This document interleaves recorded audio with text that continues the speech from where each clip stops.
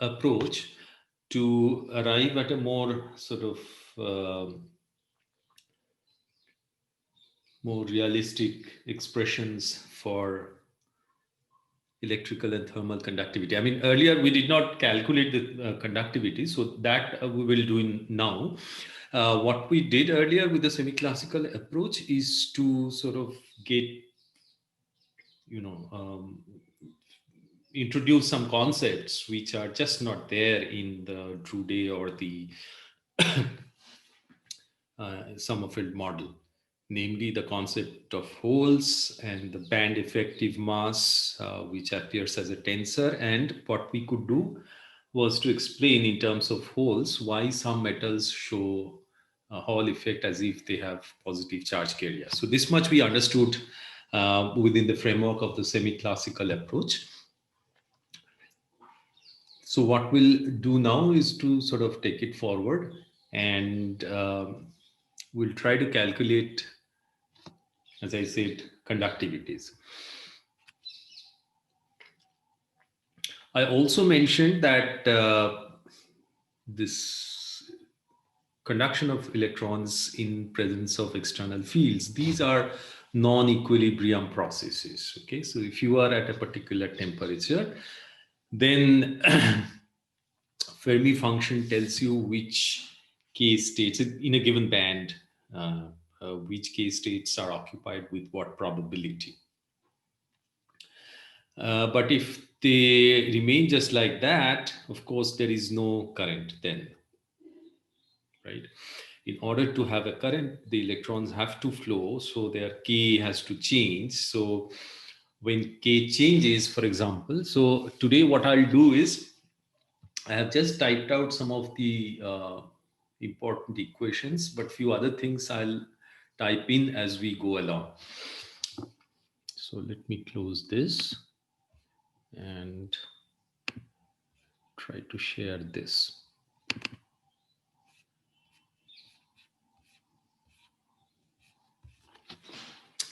Okay.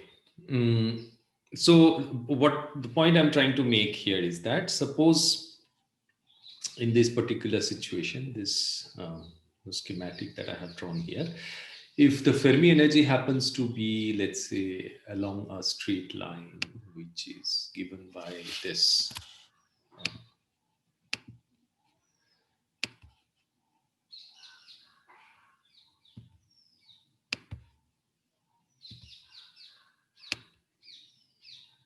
Okay, let's say it's here. So all the states below this level at zero temperature, all the states below this energy would be filled. So these K states, so if this is K equal to 0 point, then K states up to this on this side and up to this on this side would be occupied, and all other K states in this band here and here would be unoccupied. If you are at finite temperature, then there will be some excitations around the Fermi energy. So you'll have a probability with which these states are occupied. And this here, it will be somewhat less than 1. And here it will be somewhat less than greater than 0, and so on. But if the probability distribution remains like that, there is no flow of electrons. In order for the electrons to flow, they have to flow. So K has to change. If K has to change, then even at zero temperature, so some electrons from here would go to higher K states. So they would come here in this region. And that is, of course, not given by the equilibrium distribution at that temperature, because the temperature is not changing. All right. So therefore, you essentially have a non-equilibrium process. So the approach here would be that we will assume that we have not assume, I mean, it is a non-equilibrium process. And what we will say is that there is a distribution function, the non-equilibrium distribution function. So this GNRKT is the non-equilibrium distribution function, which tells you what the probability of an electron is, or finding an electron is at a point R at a K state given by this level K at time T in the nth band. So that is that non-equilibrium distribution, which in presence of external fields, which could be external electric fields, magnetic field. Now we will generalize this. This could be a temperature gradient or a gradient of the chemical potential and so on, depending on what you have done to your system, how you are doing your experiments. So all these are possible. And in each of these cases, the electron distribution would be non-equilibrium. And that non-equilibrium distribution function is this GNRKT.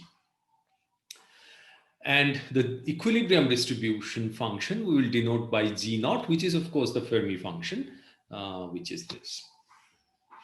It's the familiar Fermi function. And in this approach, we'll continue to use the relaxation time approximation that we introduced in the Drude model. So which basically means that the probability that an electron undergoes a collision in time interval dt is simply dt over tau. And now that we know there are bands and there are k states and so on, in general, we'll say that tau depends on, even for a particular band, it could in principle depend on R and K. It could be position dependent, it could be K dependent. Whether we actually consider it to be K dependence while calculating properties is something we'll come to later on. But in general, these are the possibilities. Okay, so that is the probability of collision within a time interval dt. So what are the collisions doing here? Again, I'll draw an analogy with the Drude model. So there, what we said is that after the collisions, the electron can go out in all possible directions, and they completely forget about what their velocity was before the collision. It only depends on the local temperature. So in a sort of very similar spirit, what we will say here is that the role of the collisions is to drive the system towards equilibrium. So that is the sort of general idea, that the collisions serve the purpose of driving the system towards equilibrium.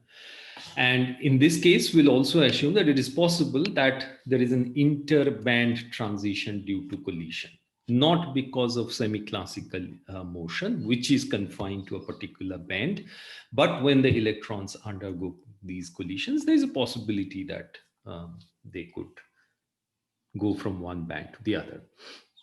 Okay, now to sort of make this more concrete, that the role of the collisions is to drive the system towards equilibrium, there are two assumptions, okay, which I have not written in. So let me write those now so that you can follow this more slowly.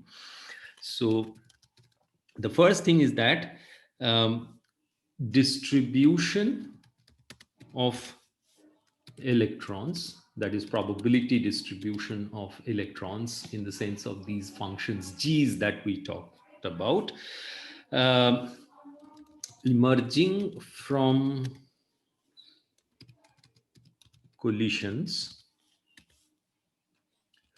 does not depend on what the distribution was.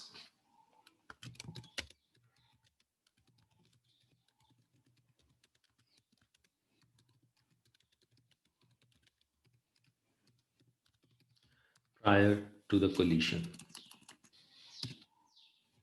Okay, so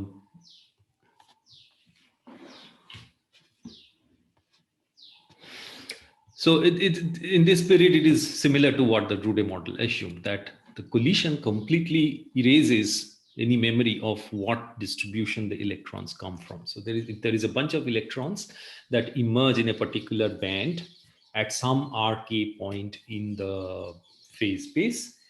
Then what distribution they had prior to their collision is not relevant.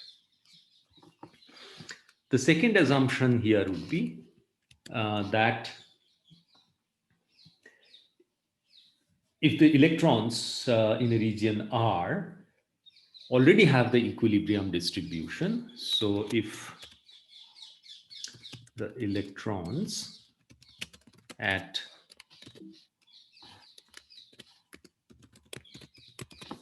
this position R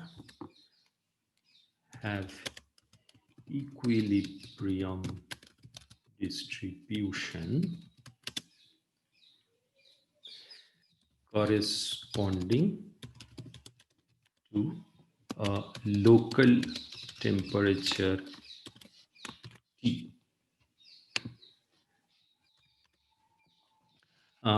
T is of course a function of R.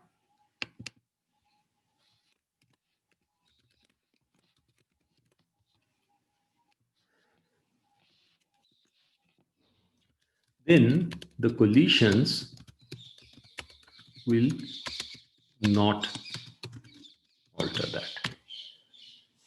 So these are the two assumptions through which we try to implement the general idea that the role of the collisions is to drive the system towards equilibrium. If it is already in equilibrium, that does not change due to collision. And I would alert you to the fact that we are talking of a local temperature here. Now, what is that? See, this makes sense only when the temperature varies slowly. This is something we have already discussed in the context of semi-classical dynamics, that any field, any external field, in this case, not an external field, but the temperature of the system, it makes sense to talk about the local temperature only when it varies slowly, extremely slowly over the extent of the wave packet that whose motion we are studying. Okay, if it varies rapidly within that length scale, then of course there is no fixed local temperature. So therefore, once again, the slow variation of temperature or external fields is important. All right, so these are the assumptions, and of course these are very simplistic assumptions, but let us go ahead with this. And then we talk about, so okay, so what do we have here? Unfortunately, I have lost this figure, but that's okay. I can move this.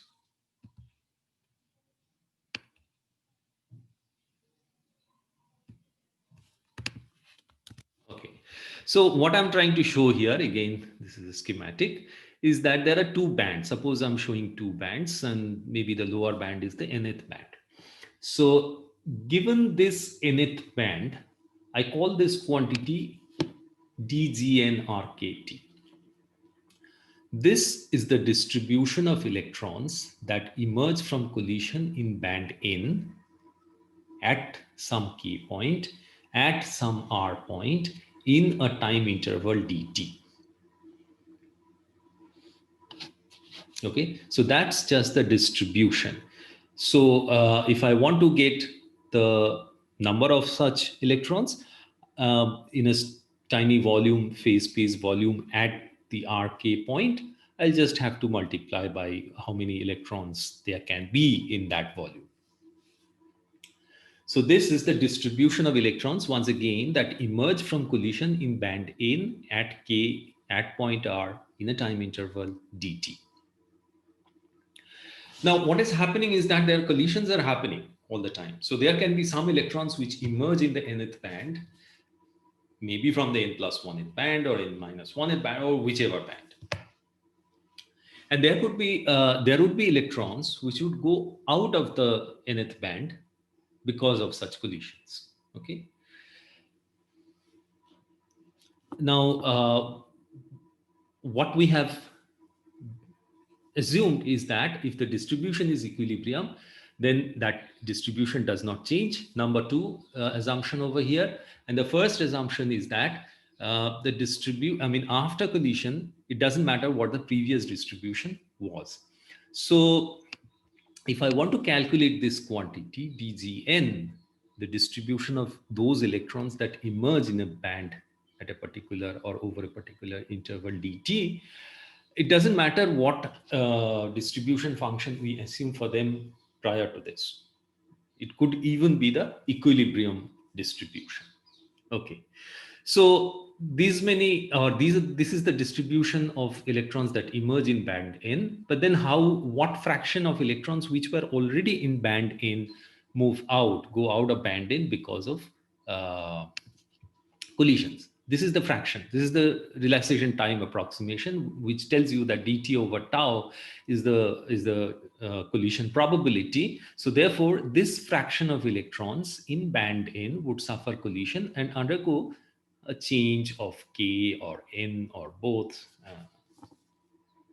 So then what we can write is this distribution function dgn is the distribution function in band N. As I said, we can take any distribution function here, doesn't matter, times this factor. So the quantity on the right hand side here tells you, so what is the probability of electrons, what is the distribution of electrons that is changing their k or band index, which were initially in band N at the point Rk. That has to be equal to the number of or the distribution of electrons that are coming into band N at Rk, because we have assumed an equilibrium distribution. So that is that equality. So now what we'll do is we'll use this basically. So the whole target will be to evaluate this non-equilibrium distribution function. So what we'll do today, or mostly what we'll do today, is to evaluate this non-equilibrium distribution function. And then once we have the non-equilibrium distribution function, you will see that we can find an expression for, let's say, um, the current density, and which will be proportional to the external electric field when the field is weak. And from that, we can derive an expression for the conductivity. Hello. All right. Hello. Okay, so now we are focusing on the nth band at time t, and we consider a volume, the phase space volume dq bar d cube k at the point rk. And we ask what is the number of electrons in the nth band at this time, in this at this time t, in this volume at this point. So that number of electrons would of course be given by the distribution function. Distribution function times the factor, this phase space volume over 4 pi cubed is the number of electrons we said, which can be in that volume. So this multiplying the distribution function would be the number of such electrons in the nth band, because this distribution function is for the nth band. Now, where do they come from? Okay. So again, I'll revive this picture. So there is this picture that electrons are undergoing collisions. They are moving out of band N. They are coming into band N. So let us now consider a semi-classical trajectory, okay, which passes through the point Rk at time t. Okay, so we are talking of a semi-classical trajectory which goes through the point R at time t and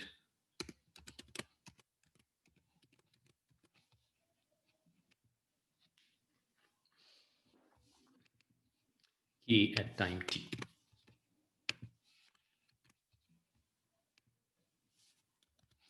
So this must have evolved from some other location r prime, some rt at an earlier time t primed. So basically what I'm trying to say here is that rkt, once that point in the 6-dimensional space is fixed, that trajectory can be stretched back in time, because this is just a evolution of a first order set of first order equations. So that comes from some point at the time t primed. So the question is, how many electrons emerged into band N at this point, at this RK, at the time T primed. So so that is this quantity. So let me explain this once again. We are trying to calculate the number of electrons that emerged in the band N at the point, at some point, RK primed, RT primed, KT primed, so that that point, according to semi-classical equations of motion, evolve to this point RKT at time t that we are talking about now. So this t primed is a past time. So how many electrons emerged in that band? We just calculated that. So here it is. So this distribution function dgn times the phase space volume, or the number of electrons that can be accommodated in a tiny phase space volume at that point Rk, would give me the number of electrons that emerged into band N at the earlier time t primed. So this is this factor dt primed over tau. This is the g naught, the equilibrium distribution function here. And this this quantity d cubed r primed, d cubed k primed over 4 pi cubed, is the number of electrons that can be held in that volume in phase space.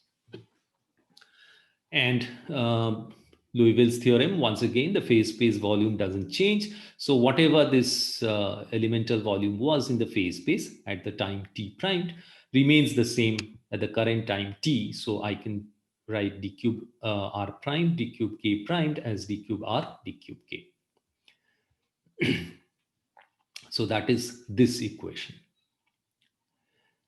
So this again is the number of electrons or the sort of number of electrons that emerged into band N at the previous time t primed.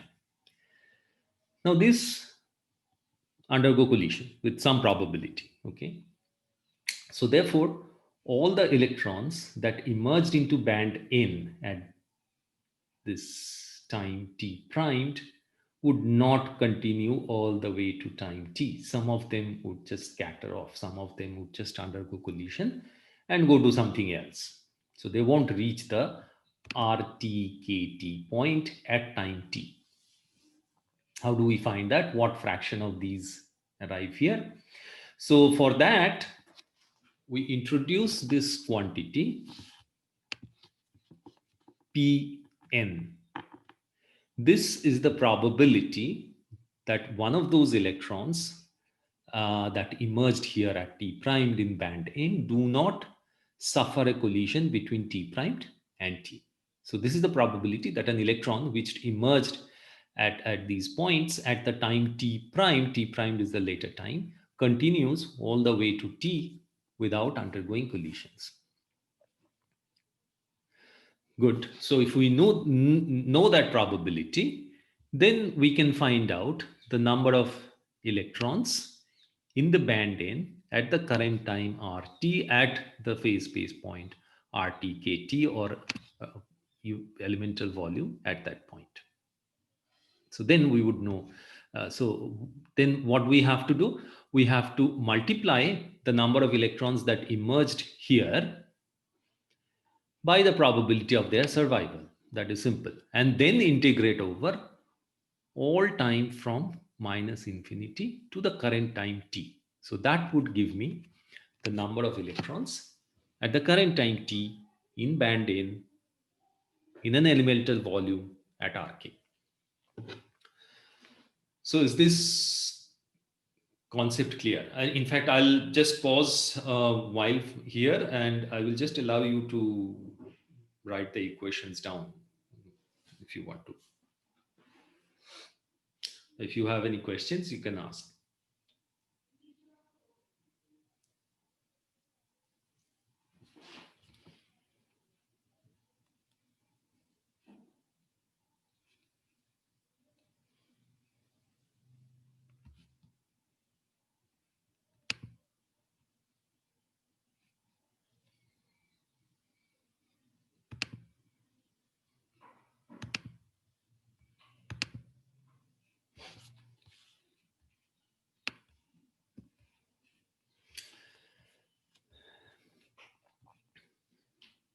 Okay. But then, by definition, this is the number of electrons in the elemental volume at the point Rk.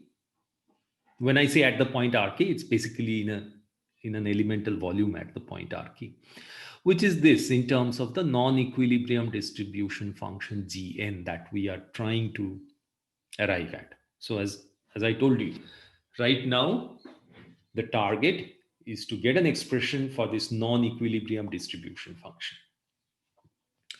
So this dn is just by definition this distribution function times the volume, or times the number of electrons that you can accommodate in that volume. So from this and this, so you equate these two. By equating these two, you can write g of n in terms of this integral. So you can write this down.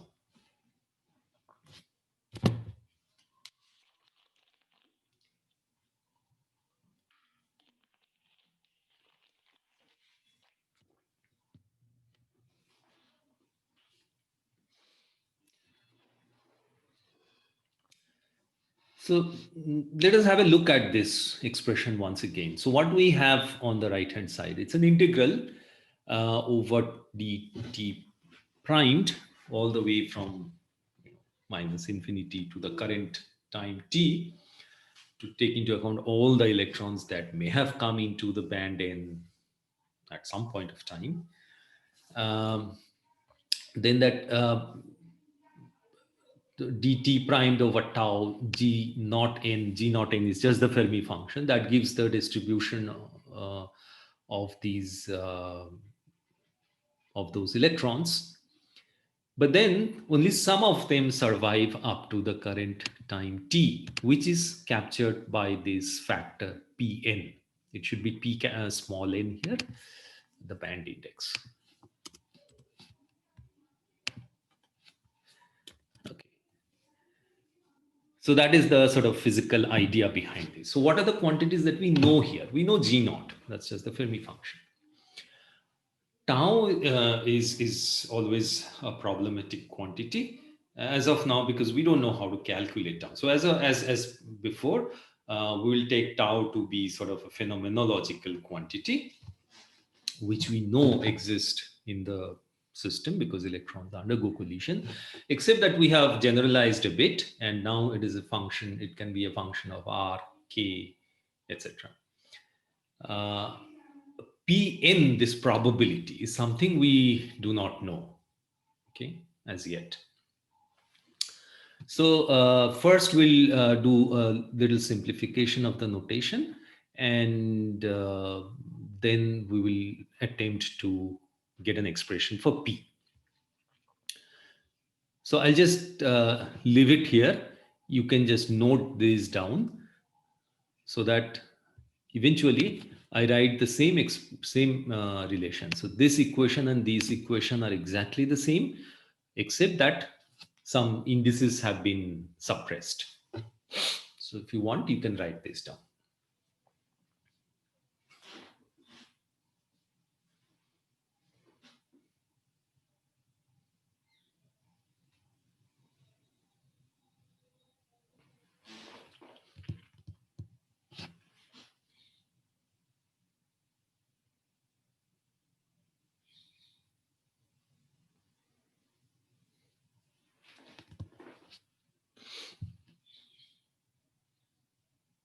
Sir, by suppressing, we just mean that we are not writing the indices. We are not writing them. Yes, exactly. Just to make things look easy. I mean, sort of when there are too many indices, it's difficult to follow. So just to make things look simpler, I have not written those. This should be P small n. Okay, so before we go ahead to calculate P, let us just try to see what we have done once again.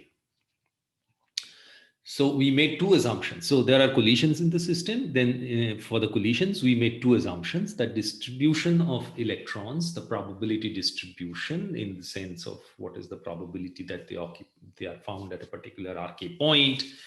That distribution of electrons emerging from collisions does not depend on what the distribution was prior to the collision. And if the electrons at R already have equilibrium distribution, then and undergo collision, that equilibrium distribution is not disturbed. So this is the way we built in the idea that the role of the collisions is to bring in equilibrium, thermal equilibrium. Then we say that, well, if since the distribution after collision does not depend on what it was before the collision, I can take any distribution before the collision. In particular, I can take the distribution to be the equilibrium distribution. With that, we define this quantity as the distribution of electrons that emerge in a particular band at some RK point at time t. And then, of course, the electrons that were already in that band at that point would undergo collision and leave that. So, so these have to be equal if the distribution was already equilibrium distribution. So that gives me this expression. Left hand side is the distribution of electrons that come in. Right hand side, distribution of electrons that go out. And if the distribution was equilibrium distribution, as the right hand side suggests, then these have to be equal. Okay, now with that, we try to calculate, we try to figure out what is the number of electrons in an elemental volume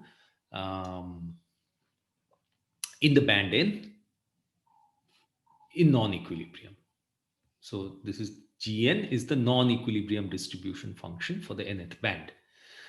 Now, in order to calculate that, what we consider is that we consider in the past time t primed over a tiny interval dt primed, what are the electrons or how many electrons came into that band at some point rk, so that the point t primed kt primed evolve into the point rt kt according to the semi-classical equations of motion.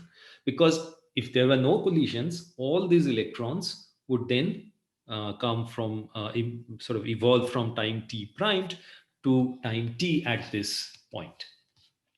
But then not all of them can make the journey. Some of them would undergo collision and undergo change in their k index or band index or both and so on. So we have to find out what is the probability that an electron that emerged in a band n at this instant t primed in the past actually makes it to the time t. So that probability is taken as p. And before that, I mean, we arrive at this expression because this is the number of electrons that emerged, or this is the number of electrons that emerged in a band n at time t primed over an interval dt primed. So this is that expression. So this, when multiplied by the probability of survival and then integrated over all t primed starting from minus infinity to the present time t, would give me the number of electrons in the band at rk at the present time.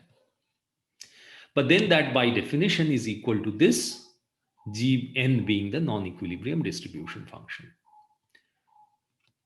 So therefore, I get an expression for the non-equilibrium distribution function in terms of G naught, the Fermi distribution function, tau, the phenomenological sort of quantity, the relaxation time, and this probability of survival. So that is equal because at that point we are assuming equilibrium distribution. Is it? Which point we are assuming equilibrium? At r comma k. No, we are not assuming equilibrium distribution. That is the r at rk, the distribution is what is on the left hand side, the non-equilibrium distribution. It's only in evaluating this expression DGN, where DGN is the distribution of electrons that emerge from a collision in a band n at k at this point, is equal to this, because we have assumed that the collisions do not disturb the equilibrium distribution.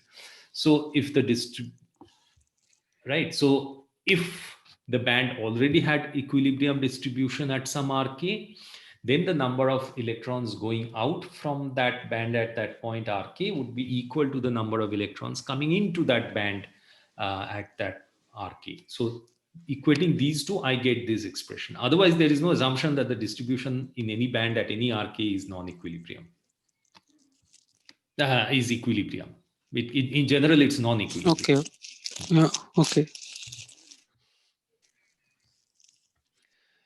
Okay, next task. Sir? Yes, is there a question? Yeah, I'm asking, are we assuming that at Harshit, can you please speak up a little louder, please? I can't hear yeah, you. okay, yeah. Can you hear me now? Better? Yeah, I'm asking, are you assuming that at t equals minus infinity, there was no electron in that band? No, no. Because like this integral is a definite integral, so it will not take any electrons that were in that band at t equals minus infinity.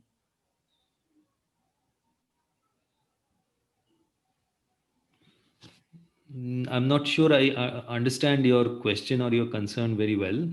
You're saying Yeah, say that once again.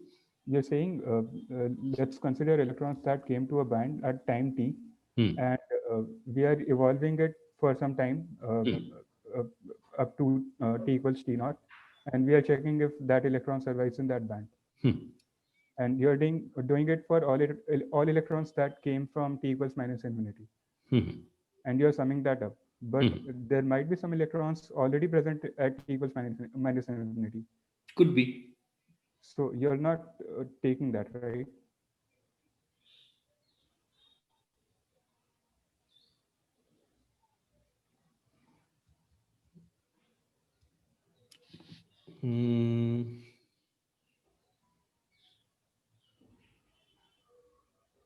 No, see, this emergence that we are talking about is emergence in a band at a particular RK point, right? Yeah. This thing that I wrote here is not just in a band, it's in a band at a particular RK. Now that emergence happens only if that state is empty. Okay. Yeah. Okay. Okay, so collision or whatever must have emptied that state, only then an electron can come in.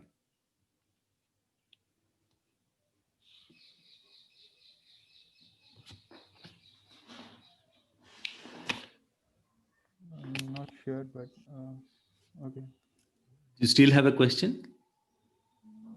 I mean, if there was an electron already occupying that state, that could also have like undergone a collision and would have lost like from that band. Then we would have lost it, and then in that place something an electron can come in from some other k state or from some other band.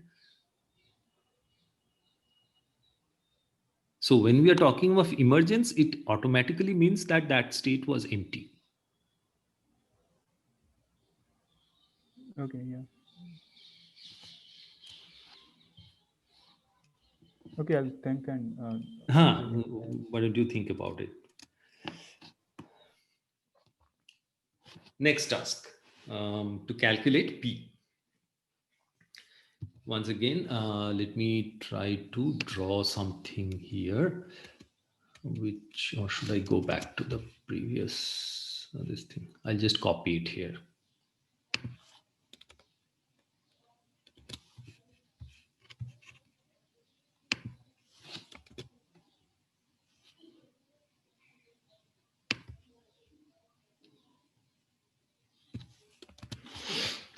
Okay, so some electrons, so this is time t primed, and so we are talking of t primed.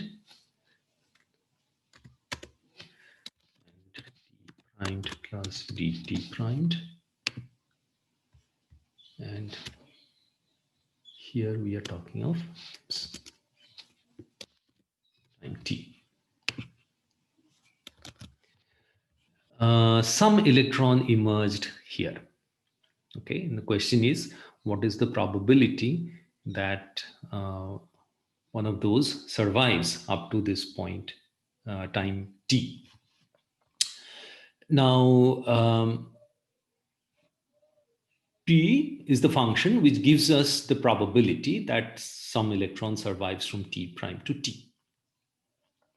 So if an electron has to survive from t primed to t, it has to survive from t primed to t prime plus dt primed, and then it has to survive from t prime plus dt primed up to t.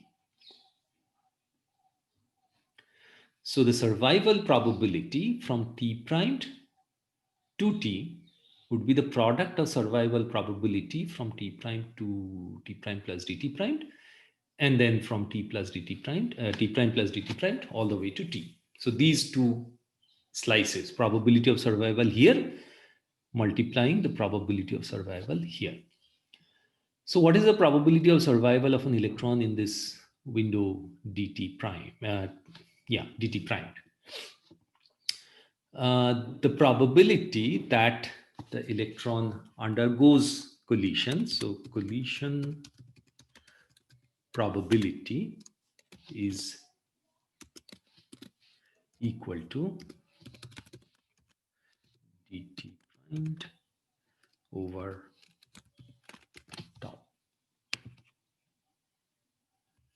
in this window. So survival probability would be just 1 minus that.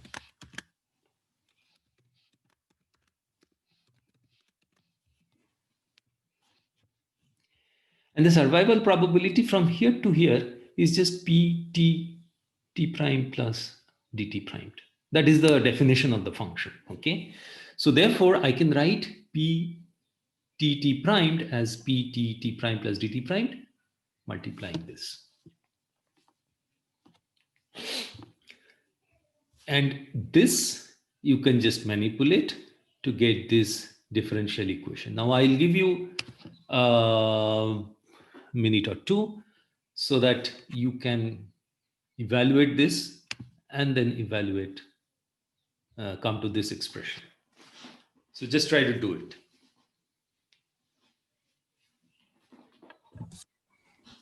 If everything is not isotropic, will it still hold?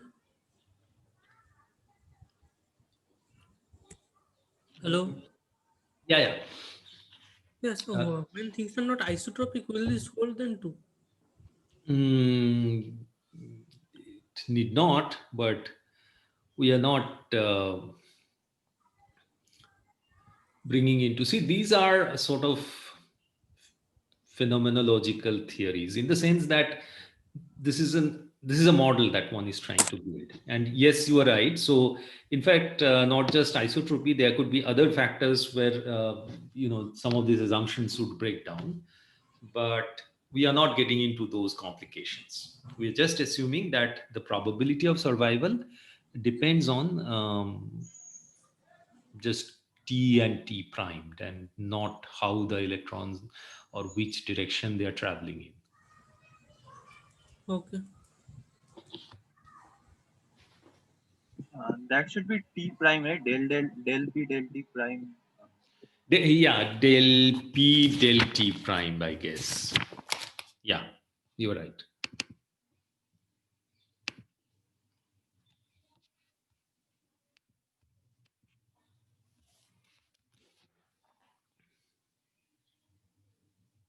So also there should be a minus sign.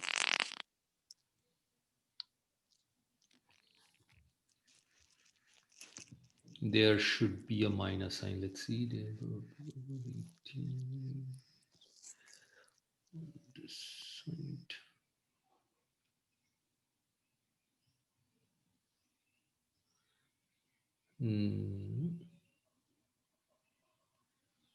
Yeah, should there be a minus sign? Yes.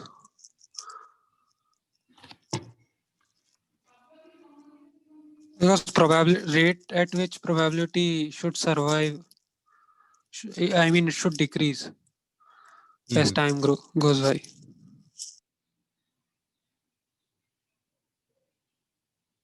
Yeah.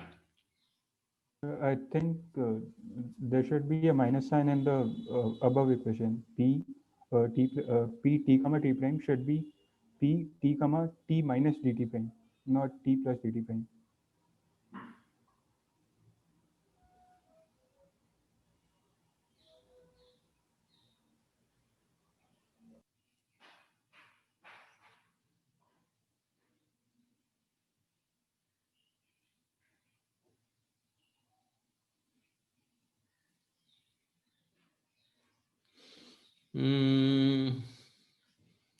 I mean, as time goes by, probability should decrease. So this slope should absolutely. be negative. That is absolutely correct.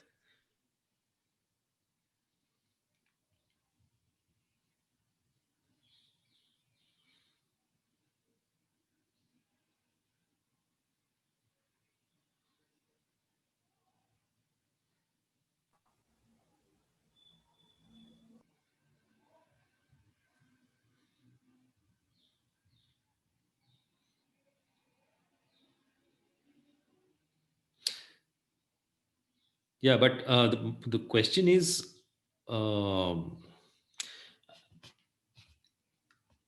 yeah, so from here to here, I don't see a minus sign. But just see if you eventually you There get is a this. fast line, I So think. there's a problem in the in the first equation itself. There should be t minus dt prime, t prime minus dt prime, not t prime plus dt prime. Yeah, exactly.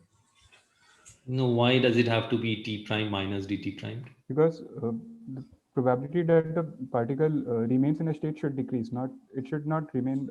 It should not increase, and that's what it is saying. Like p of t comma t prime plus dt prime is more than p of t comma t prime.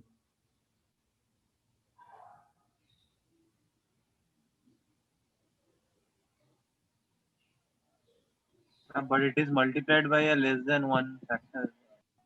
Yeah, that's why I'm saying p of t comma t prime plus dt prime is more than p of t comma t prime. No, but so you were talking of this sign, right? Yeah. That sign actually, okay. So you just tell me what you get here. I'll look at that minus sign, but you just tell me what you get here.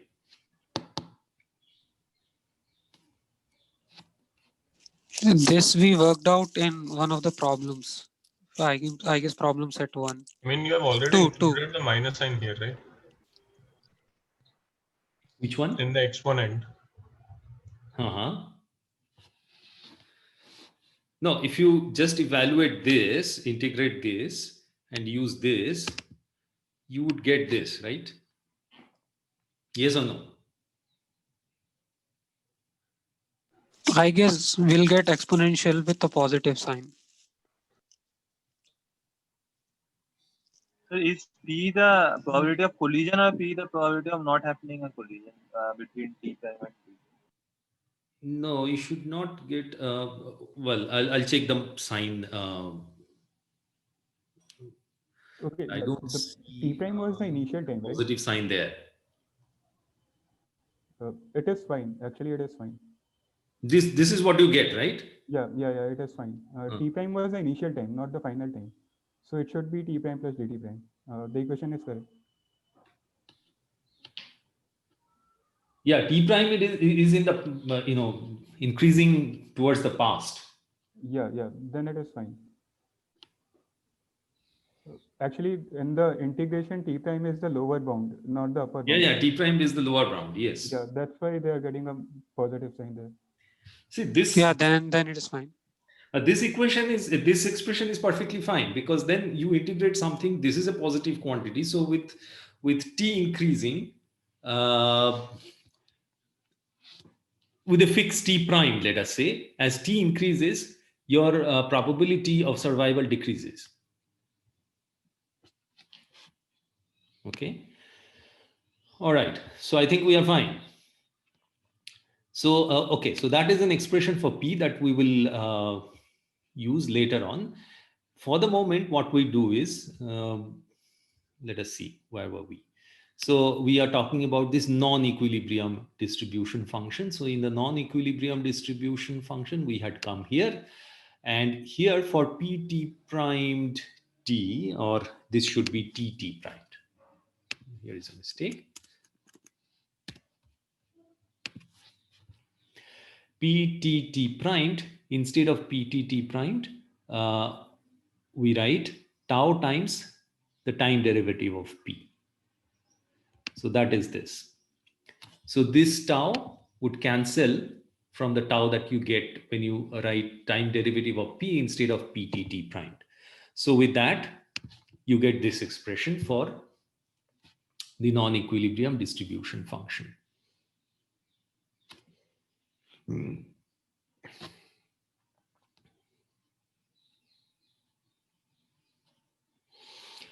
And this you can integrate by parts. So again, I'll just give you a minute to work out so that you get this expression. Just go through it.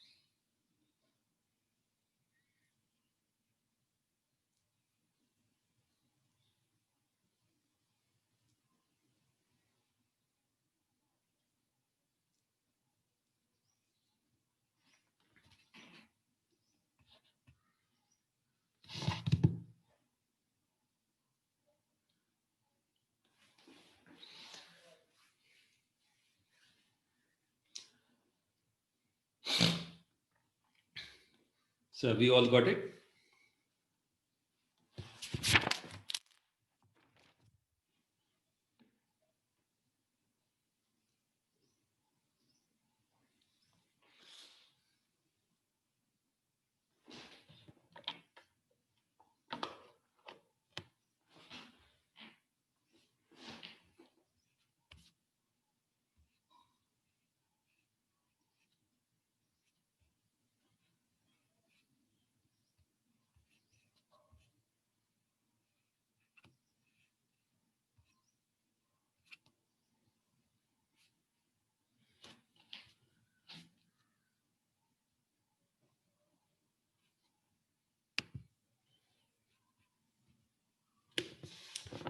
Shall we move ahead?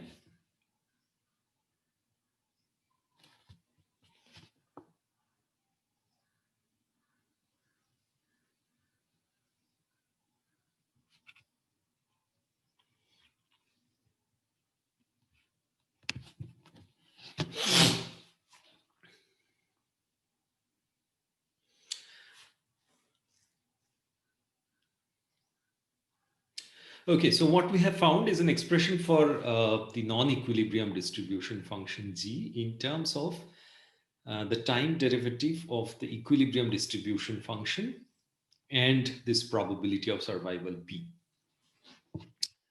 And this is, of course, just the Fermi function. So that is what now we have to evaluate. Okay. So let us see what we can do with that. So this time derivative of the Fermi function, this, what is G naught, or that is the Fermi function, F function of? It's a function of the band energy epsilon. It's a function, it depends on mu, the chemical potential. It depends on the local temperature T. So we can write this time derivative as some of these these derivatives. Okay. But then we do not know how to write epsilon n. Of course, this is particular k and r and so on. So these are not explicit functions of time. Okay. So we rewrite this in this way. So instead of d epsilon dt primed, we write epsilon, the k-space derivative and then this. For the temperature, we write a spatial derivative and then this. Similarly, for the chemical potential, we write the spatial derivative and then dr dt. So this way, what we have found is because G naught, we know what is the epsilon derivative or temperature derivative or mu derivative of G. So that part is easy. Then we have got an expression for the velocity here. This is just h cross times the velocity of an electron in the band. And this dk dt is something I can write in terms of the semi-classical equation of motion. Del T del R is the gradient of temperature, right? So it just, it gives me a contribution if there is a temperature gradient in the system. Similarly, del mu del R is the gradient of spatial gradient of the chemical potential. So that will give me a contribution when the chemical potential varies in the system.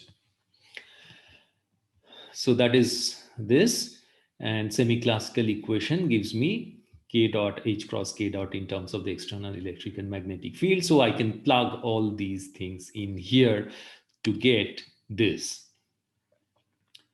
So this h cross v comes from this del epsilon del k. Then this e plus 1 over c v cross h comes from dk dt. Then this is the gradient of temperature. This is the gradient of chemical potential. And this dr dt is written as the velocity. So I'll just pause for a few seconds if you want to write this down.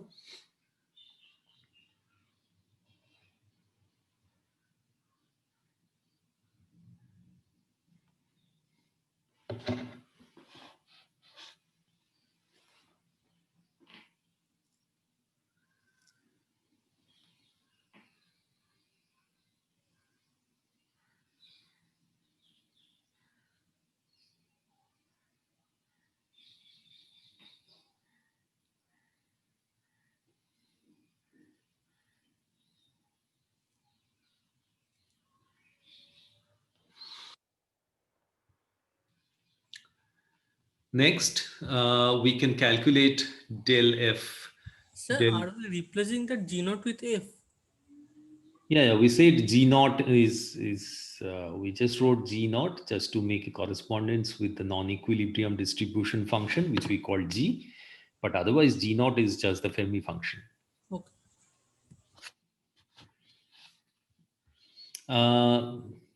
Yeah, that's right. G naught is just the Fermi function. Notation is also fine here. Now, you can easily evaluate this del F del T and del F del mu and find these expressions. So basically what we are trying to do next is to write everything, all these derivatives, this mu derivative, T derivative of F in terms of the epsilon derivative so that we can pull out one factor. So that is one thing you do. The other thing you notice is that, remember, this is a dot product. Okay, this dot that you see in this equation is actually a dot product, which comes from what?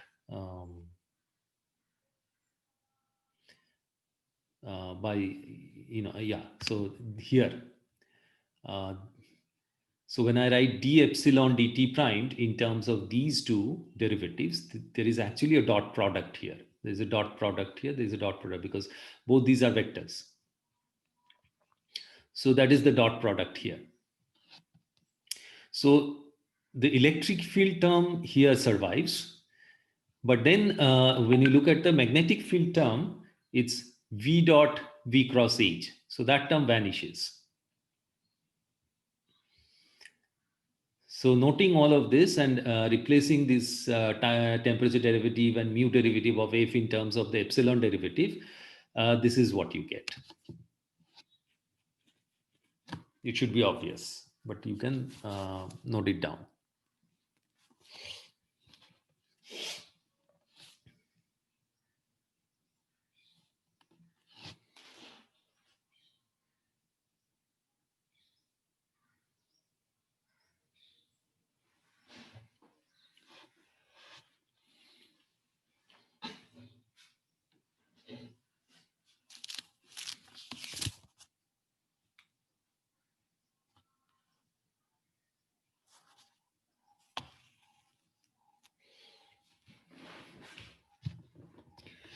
So again, what have we achieved so far? We have got an expression for the non-equilibrium distribution function in terms of the equilibrium distribution function. G naught and F are the same functions. Equilibrium distribution function plus some term which depends on the external fields or variation of temperature or chemical potential in the system.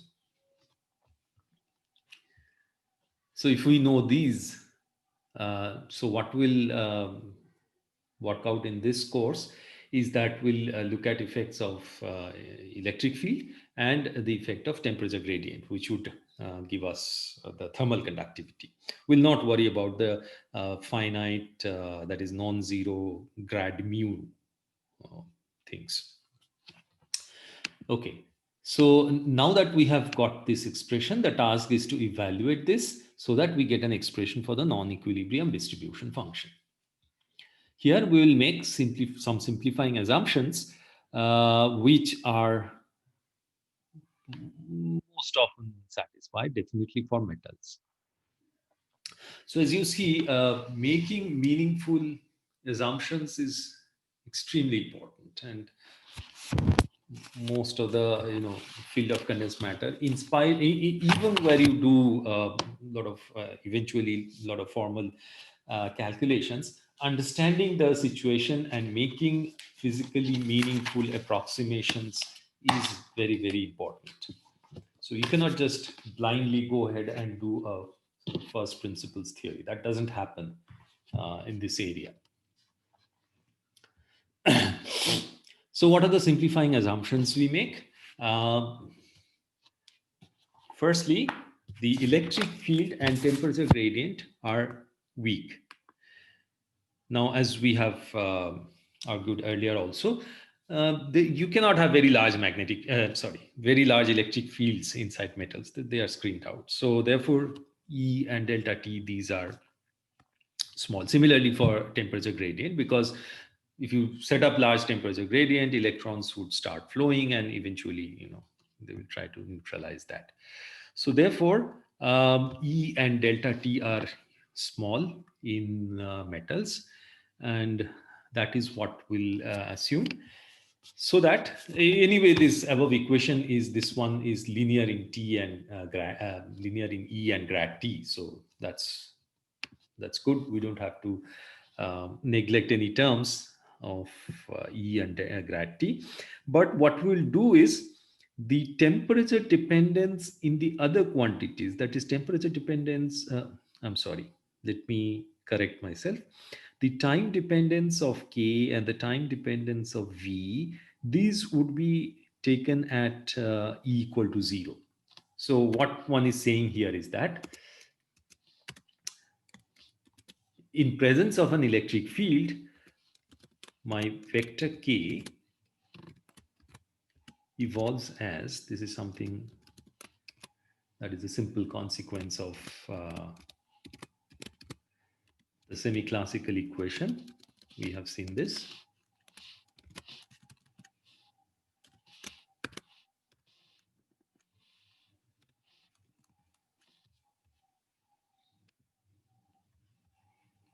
Capital E is a vector.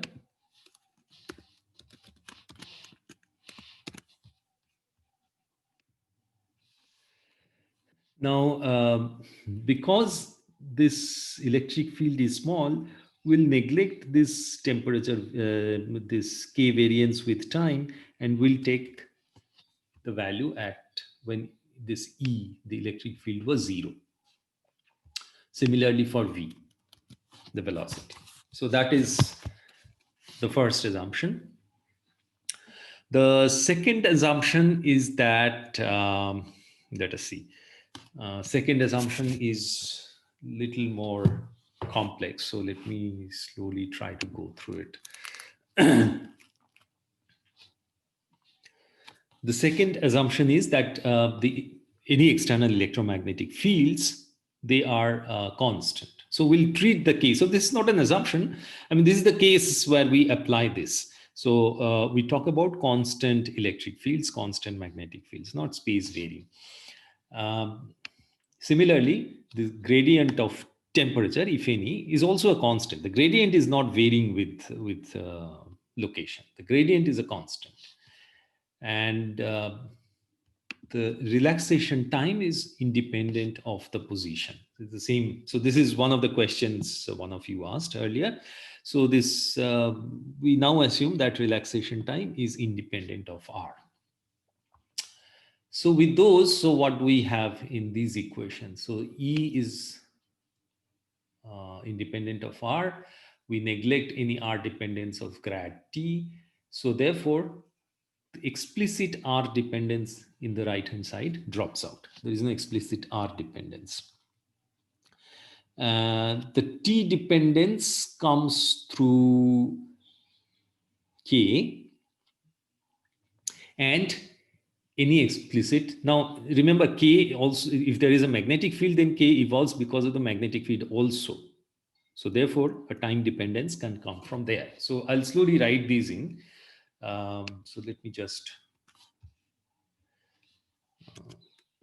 yeah. So what we are saying is that, number one, no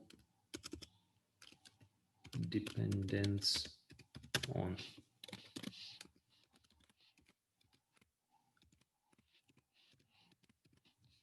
R. So that is first point.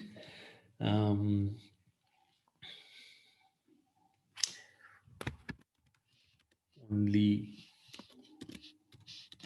T dependence is through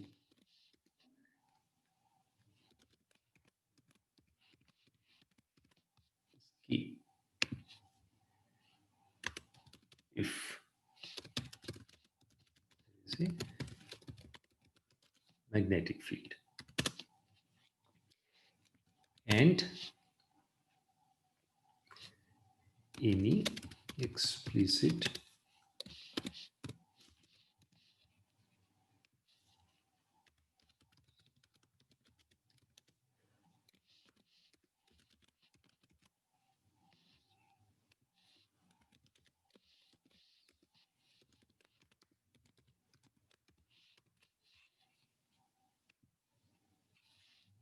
time dependence of these two quantities.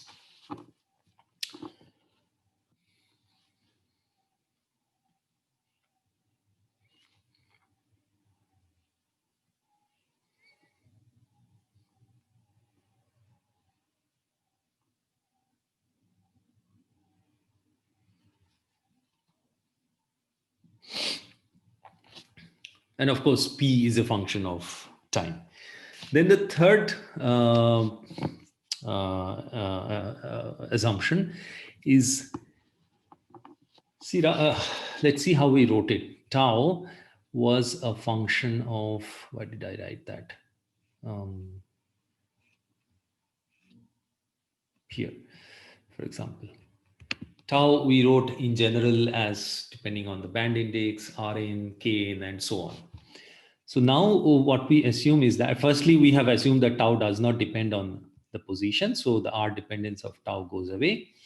Where were we? We were here. So the R dependence of tau goes away. Then we assume that tau depends on K only through the energy. So there is no explicit K dependence on tau. It depends on K only through the band energy. So it's only an energy dependent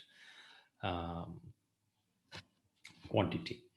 So if it depends only on the band energy and epsilon is a conserved quantity when you have a magnetic field. Okay, that we have argued earlier. So therefore, the differential equation, not the differential equation, the expression for P that we wrote in the form of an exponential, which we worked out, this one,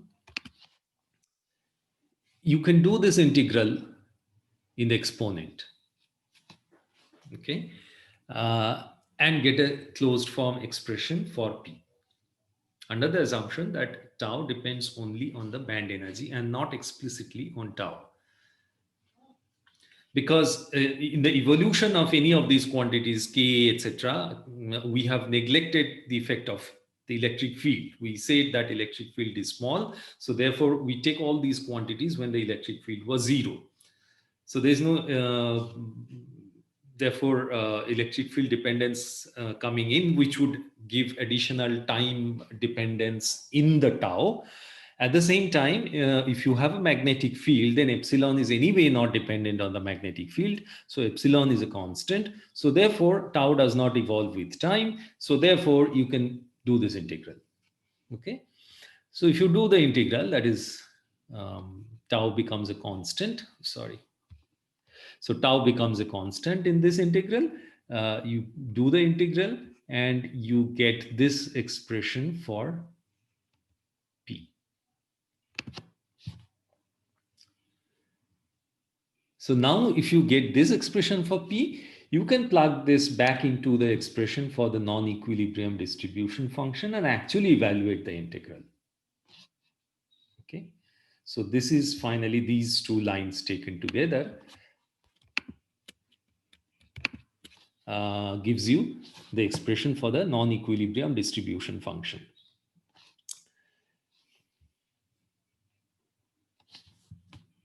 So now we are ready to sort of apply it to situations of interest.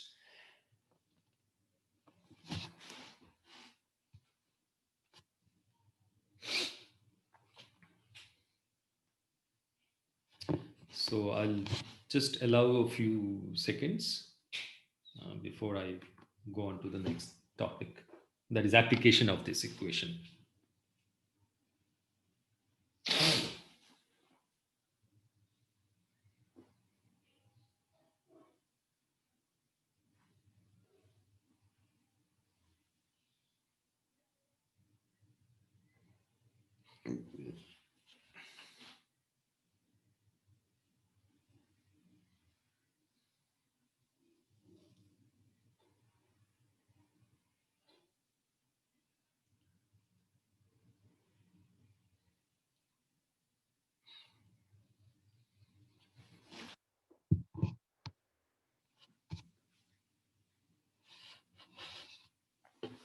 The first application will be to evaluate DC electrical conductivity.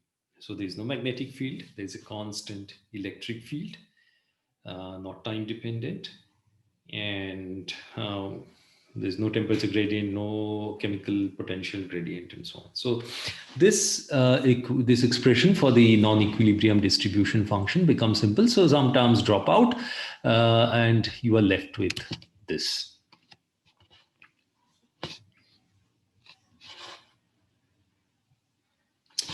So this exponential t minus t primed over tau is just the form of P when tau depends only on the energy and not explicitly on K.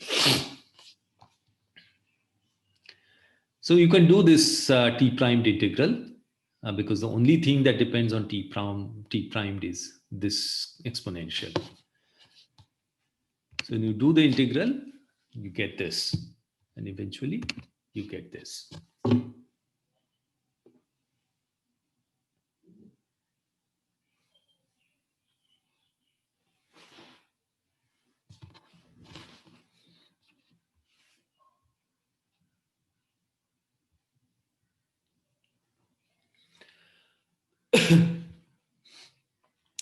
Okay, so the non-equilibrium distribution function is the equilibrium distribution function, which is then changing because of the external field. as the second term gives you. So obviously this second term contains information about the response of the system to the external electric field. So one can evaluate the current density by, there should be a D, just a second, okay. All right. So as before, the distribution function times the velocity times the number of electrons that you can have in the k space volume d cube k integrated over the occupied states would give you the current, and of course multiplied by the electron charge. So this is the expression for current density that we used earlier also.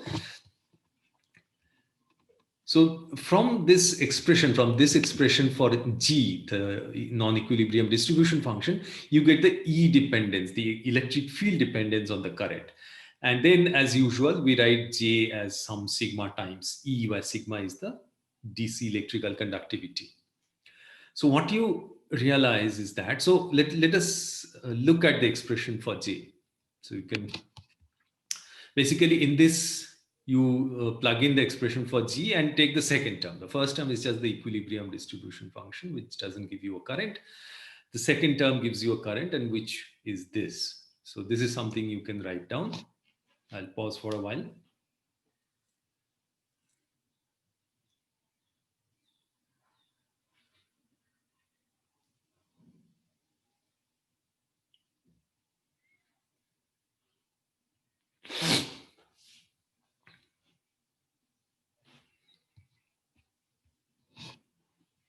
This you get by plugging the expression for non-equilibrium distribution function G here in this equation.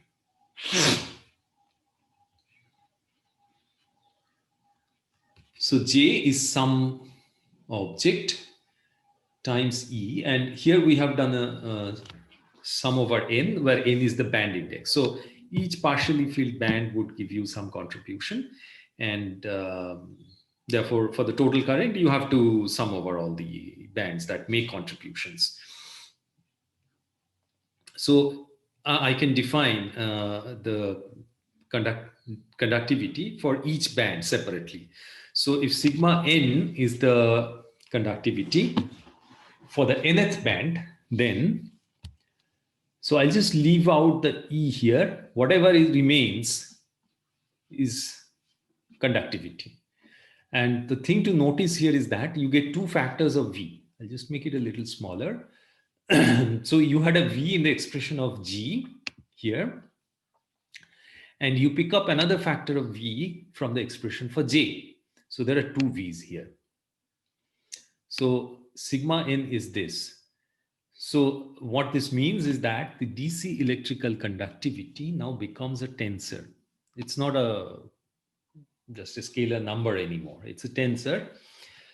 So the mu nu component of the conductivity for the nth band is not equal to, I mean, this is sort of proportional to this. It depends on these. This equal to is not correct.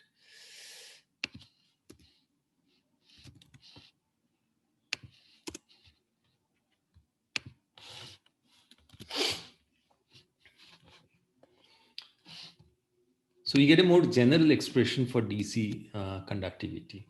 Then whether really the off-diagonal elements of the conductivity tensor is zero or non-zero would of course depends on what system you have, whether it's what symmetry it has, and so on. So obviously if you have a cubic system, then all the X, Y, Z directions have to be equal. They are equal, equivalent symmetry wise. So therefore you can, if you apply an electric field along the X direction, you cannot get a current in the Y direction, and so on. But if you have crystals of some other symmetry, so in general, I mean, this is a tensor. So that's what you find, which we did not find in the earlier theories. So beyond this, I think one has to sort of, now we have to look at what more we can learn about the DC conductivity. So I think I'll stop here, and just wait if you have any questions or if you want to write something down from here. So I'll just leave it here and you can ask any questions that you have at the moment.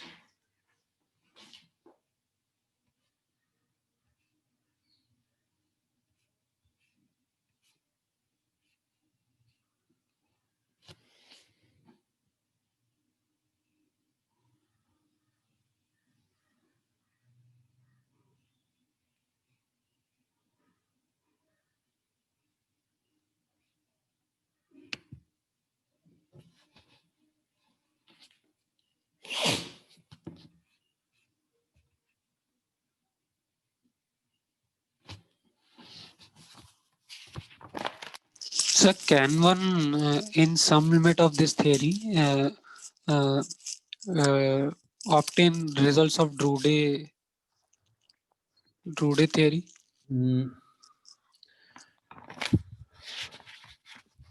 We will obtain results of the free electron theory. Yes.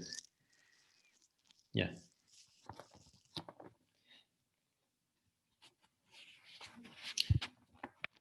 And as far as this DC electrical conductivity is concerned, the Drude and the Sommerfeld theory give you the same answers, right?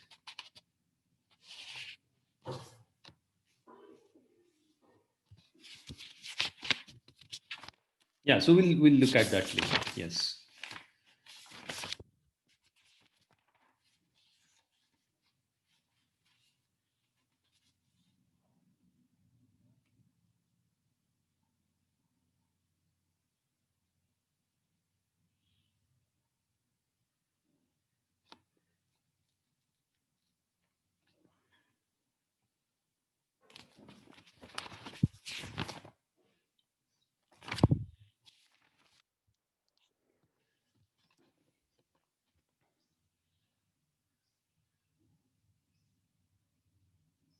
Anything else?